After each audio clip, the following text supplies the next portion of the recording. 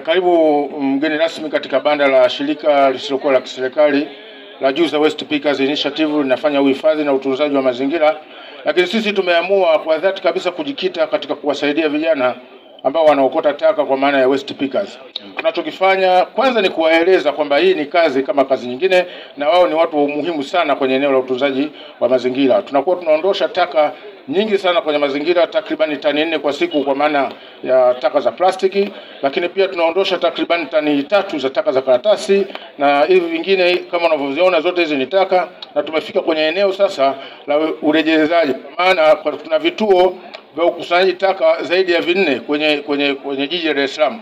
Na tunachakata mpaka kufikia katika level hii sasa tayari kwa ajili ya kwenda kuuzwa na kutengeneza circular economy. Na faida tunayoipata kutokana na hizi taka tunarejesha kwao wale waste pickers kwa maana ya kuwatafutia vifaa na kuwapa capacity building, health and safety training, na pia kuwapatia PPE. Lakini kubwa iliyokuwa zaidi, shirika hili pia linafanya kazi chini ya mamlaka ya kudhibiti na kupambana na dawa za kulevya DCEA katika eneo la utoaji elimu ya madhara na matumizi ya madawa ya kulevya. Kama tunavyofahamu, vijana wengi hawa wanaathirika na matumizi ya dawa za kulevya. Kwa hiyo chini ya mamlaka pia tunafanya hilo, tunatoa rifaa kwenda kwenye hospitali zetu za kwenda kupata methadone, lakini pia kwenye zile rehab. Na wakishapona sasa wale vijana wanakuja kutumika katika viwanda vyetu vidogo vya kuchakata hizi taka, kuwazuilia hawa vijana wasirudi tena kwenye matumizi ya madawa ya kulevya.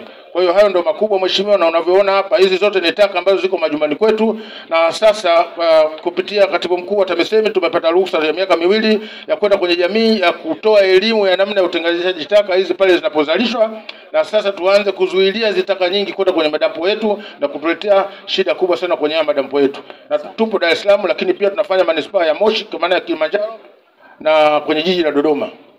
Dar es Salaam mko wilaya zipi na zipi? Dar es Salaam tuko jiji kwa maana jiji la Dar es Salaam, tuko Kigamboni na tuko na Temeke.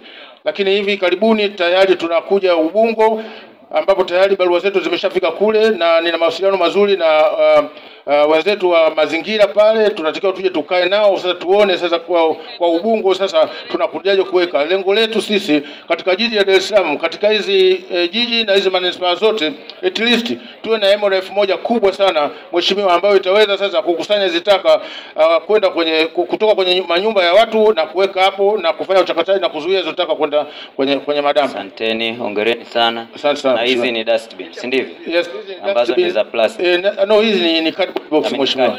Nini? Ni cardboard box. Cardboard box. Si ndio? Yes, ndio. Ambayo na yenyewe ni utunzaji wa mazingira. Ni inatunza mazingira mheshimiwa. Kwa ofisini kwetu badala ya kuwa na dustbins za plastiki, sahihi kabisa mheshimiwa, tunashauri tuwe na kama hizi. Sahihi kabisa mheshimiwa. Na mstahiki meya hapa tumshauri ofisini kwake kaweke. Sawa mheshimiwa. Si ndio meya, unaiona hii ni ya plastiki. Sawa ya boxi. Achana na ile ya plastiki. Na hii ni vijana hawa wametengeneza wenyewe, kazi ya mikono yao, na wamesema support don't punish. Asante sana. Tachukua mawasiliano yako mheshimiwa meya, mimi mwenyewe na vijana wangu tutakuletea.